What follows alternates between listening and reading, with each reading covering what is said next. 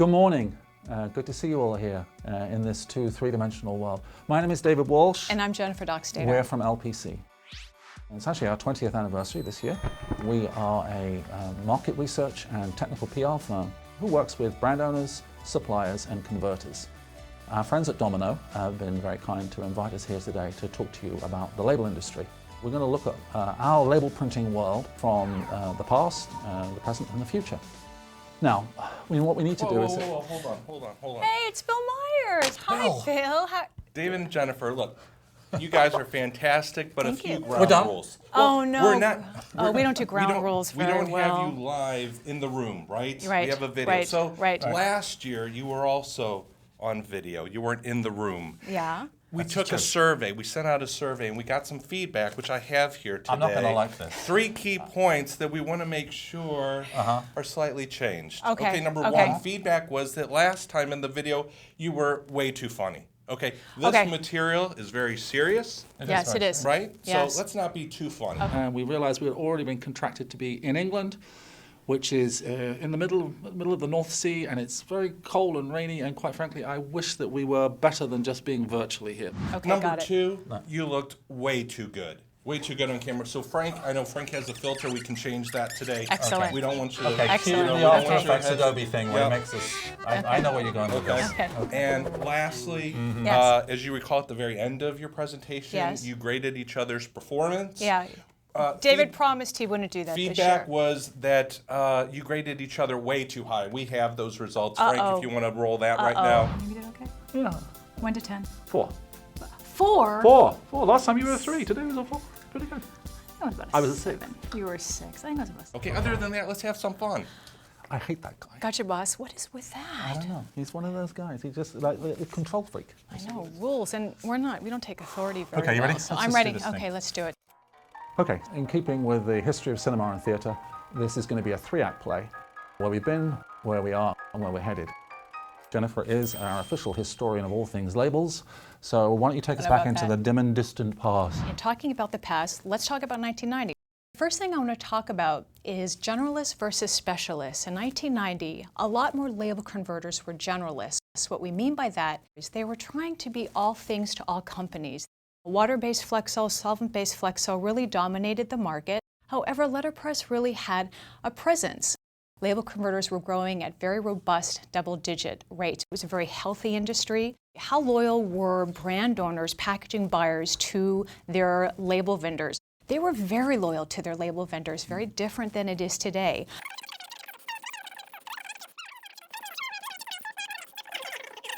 But what we're seeing much more today in 2017, we're seeing more specialists. We're seeing companies serve 1, 2, 3 end-use categories: food, beverage, pharma, food, beverage, personal care. We're seeing a lot more consolidation in our industry. We're seeing a lot more mergers and acquisitions. Less loyalty? Definitely less brand owner loyalty to the label vendors coming from the brands and the packaging buyers. And what LPC has come to realize is that in the entire value chain, label sourcing or printed package sourcing and procurement is the job with the highest turnover rates. On average, 12 to 18 months. I mean, it's a fundamental thing. And almost if I was going to sit down with someone who's starting their new label company, one of the things I would say to them is what you don't understand is that you've always got to look at who your customer is, right?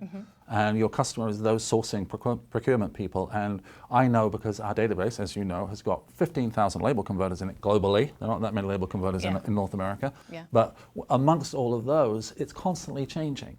So if I'm a label converter and I'm trying to make those relationships, or I'm talking to my salespeople about making those relationships. You have 18 months max. Yeah. You've got to understand. And then you have someone new. Exactly. Yeah. So that's a fundamental business issue. Well, I know we're going to get to digital, obviously. Yes. And we've got us a good history and whatever. We can't talk about 2017 without talking about digital, but we're going to talk mainly about digital, but into that later. Let's have a quick look. North American food and beverage labeling sectors. Yes. This is one that I like to look at again from a business point of view, because commercially it's like, what are those 2 huge sectors? Food and beverage, 56%. I'm not saying that's my whole business, but it gets our attention. What do you have to say about that? Let's say we take every label converter in North America and we stack up their annual sales. They would reach almost $13 billion. And again, it's a very industry relevant thing, but commercially it's very important, I think. This is still an industry that is slightly dominated by generalists. 57% of label converters sell labels to more than 3 end-use sectors. However, 43% are specialists. 43% of our total survey base serve 3 end-use categories or fewer. This is something really important because some label converters in the audience might be thinking this. In order to qualify as an end-use sector that a label converter serves, what we said to these people, you had to have been serving the sector for a couple of years. I mean, these are the primary end-use categories that these companies serve. And go on, tell them about the size. Well, this is interesting too. So what we did, in that same survey, we asked label converters to tell us what their annual revenues were. 70% of those companies that are specialists have annual sales of greater than $10 million. So basically, specializing is a larger company's game. If we're talking $2, $3, $4, $5 million a year annual revenue label converters, they're still being all things to all companies. So what we're seeing is these larger companies specializing more and more and more. Yeah. I thought that was really interesting. I do too. So that's narrowing the offerings, and specialization, if you're a big company, is certainly a big deal. Now what we want to do is we want to show you the North American market by primary labeling formats. Today, pressure sensitive has overtaken the market, 57% majority market share. Second is glue applied, third is sleeves, that includes shrink and non-shrink, and then 2%. The in-mold market is quite small in North America. I want to talk just a little bit about growth market for converters. This might be a little controversial for one or two of you, and I think you'll see why. But I know what you're going to say. I know. Okay. We had an argument about this, whether or not we should be discussing this, but we're here to tell the Revealing truth. industry secrets. Okay, so we just showed you what a breakdown of the North American marketplace was by primary labeling format. We want to, as David said, we want to stop here, talk about formats and talk about applications.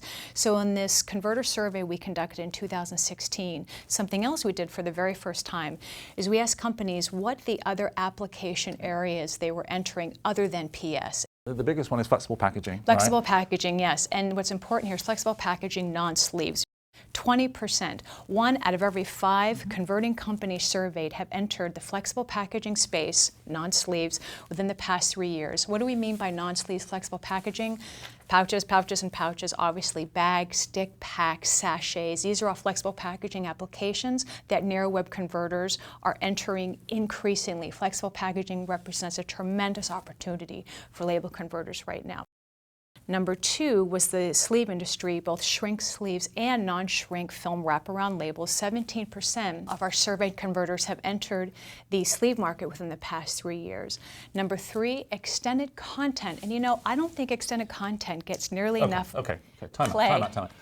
If Jennifer was about to start a label converting company, which I don't want to do that, but if she was, that's what she would be basing it on. That's her secret special sauce that no one knows. Why aren't they all doing that? I would specialize. I would do digital and extended text conventionally because more than 1 in 10 have entered that sector in the last 3 years, and I don't think this is a sector that gets enough play. And everyone in the audience now is saying, "Oh, we're in it. Don't talk about it. It's our most profitable application sector. Don't." Thanks, Jennifer. Yeah, we don't want any attention on it. But but again.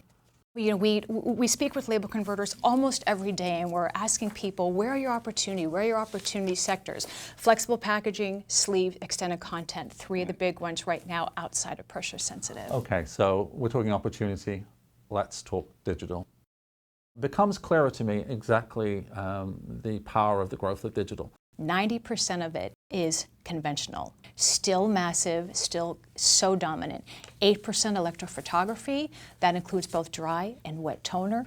2% digital inkjet and or hybrid presses. Do we have growth figures for that? We do have growth figures for that, and this is very important. So LPC puts the conventional printed throughput industry as far as value, annual growth year over year for the next 5 years, at 2%. We put the electrophotography market growth, dry and wet toner, at 10%. Inkjet, hybrid are the clear winners. The value of that market in North America over the next 5 years growing at between 13 to 14%. Obvious things. Again, I got 3 little questions written down. What's driving this growth in digital? What's behind it? What market conditions are pushing it? So let's go back to the converter survey again. Okay.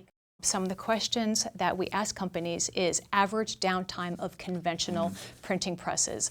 The other important question we asked was daily changeover rate. So per 8-hour shift, per press, how many times are you changing that conventional press over during the course of a shift? And also we directly ask companies, what is the #1 reason that your presses are down?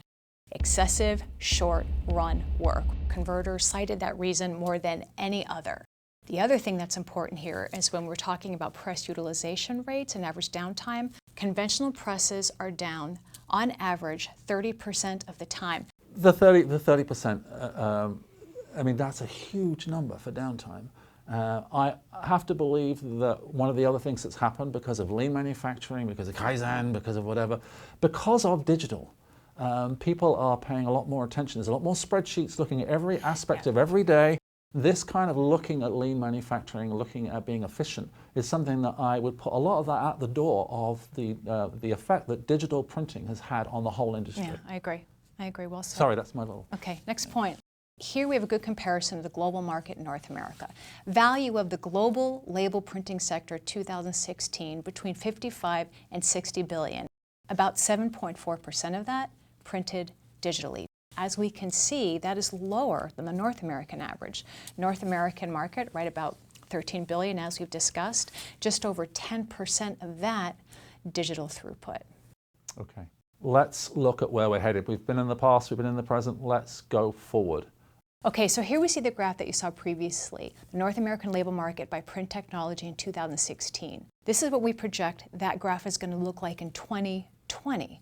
86% conventional, 11% EP, 3% digital inkjet hybrid. Which doesn't sound like much. I know. I think some people might be looking at the electrophotography and the digital inkjet numbers and say, oh, whoopee-doopie, that's not much growth.